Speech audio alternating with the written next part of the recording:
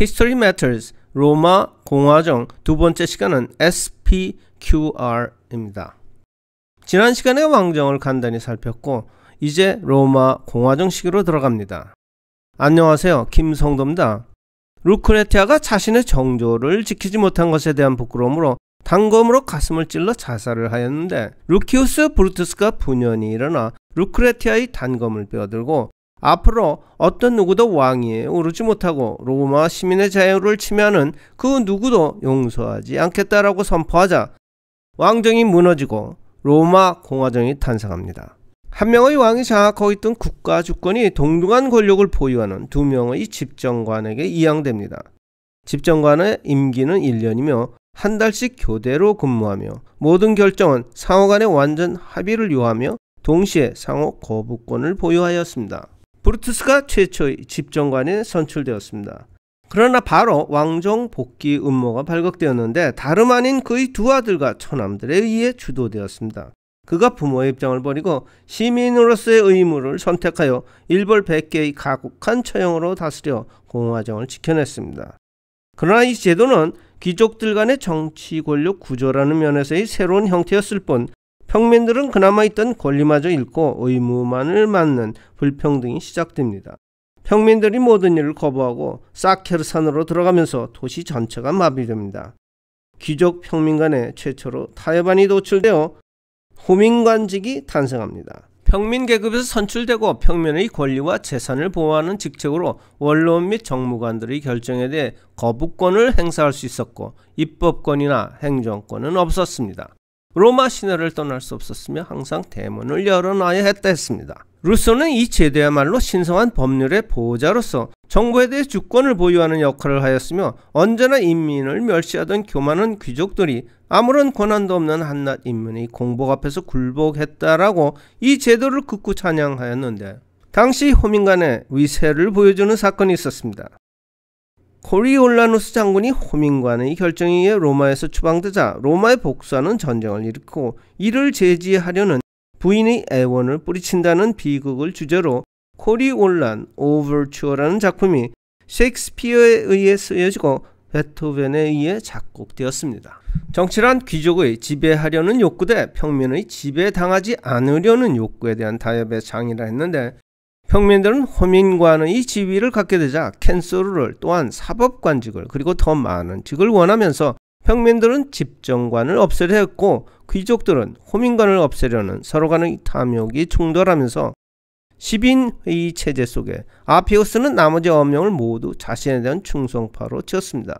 새로운 법률을 제정하여 호민관, 집정관 및 민회 등의 제도를 아무런 제약 없이 폐지시켰고 집권을 더 연장받아 로마의 절대 통치자, 즉 참주가 되었습니다. 여기에서 다시 한번 아리스토텔레스의 정치학 고전을 상기해보면 부와 자유, 이것이야말로 국가 정체성의 본질 문제라 했고, 정치의 올바름과 그름을 가르는 잣대는 추구하는 이익이 공동의 것이냐 아니면 사적인 것이냐 하는 것에 달렸다 하였습니다. 공화정의 이상은 쉽게 무너졌고 끊임없는 투쟁 끝에 12법령이 탄생합니다. 이로써 사법 정의가 국가의 주권이 되고 12법령은 최초의 성문 헌법으로 로마에 들어오면서 국가체제가 자연법을 근간으로 정립됩니다.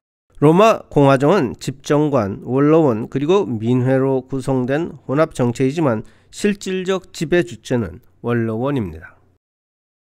원로원은 입법권이 가장 중요한 권한으로 300명에서 600명 시대에 따른 인원 증감이 있었으나 전쟁 선포권, 딕테이터 지명권 및 최종 권고안이라는 절대 명령권을 보유하였습니다.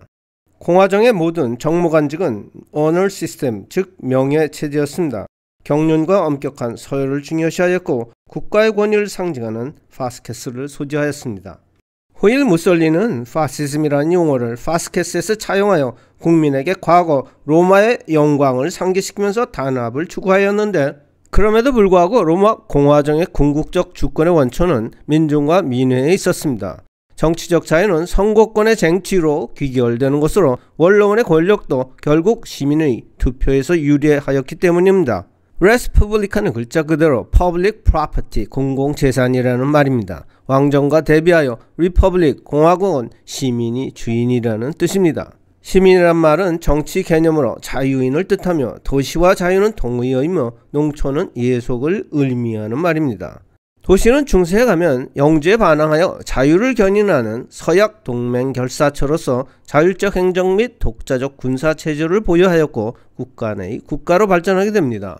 많은 중세 도시들이 산꼭대기에 건설된 이유는 자유 수호를 위한 전쟁은 끊임없었고 전투에 유리한 고지를 선점하려는 이유였습니다. 헤겔은 세계사란 자유이념의 발전과 몰락에 의해 산출되는 자유의 실현 과정이라고 했습니다. SPQR, Senatus Populus Quae Romanus는 원로원과 평민의 로마라는 말입니다. 로마 어디에서나 흔히 볼 수 있는 상징으로서 로마는 귀족과 평민이 합심하여 이루어낸 자유시민의 국가라는 것을 천명하는 것이고 로마 공화정의 브랜드가 됩니다. 키케로는 공화국이란 시민의 자유와 재산을 지켜준 데는 이 특별한 목적을 위해 수립된 제도로서 자기가 태어난 것보다 자기를 받아준 것, 시민적 자유를 보장해준 것, 로마 공화정에 충성을 다해야 하며 이 공화정의 안녕을 위해서 목숨을 아끼지 않는 것이 시민의 품이라고 했습니다. 미국은 이런 의미에서 전 세계에서 유일한 공화국이라 할 수 있습니다. 공화정에서 드디어 평민도 고위관직에 오를 권리를 획득하고 토지 소유가 허가되어 물질적 기반이 마련될 수 있었고 또한 귀족과 평민 간의 결혼이 법적으로 인정되어 귀족과 평민이 일체화되면서 로마는 국가로서의 힘을 축적하고 성장의 시기로 들어가게 되는데 다음 시간에는 로만, 비르투스, 조국의 명예와 영광을 생각하는 것만이 참된 미덕이다. 다음 시간에 뵙겠습니다.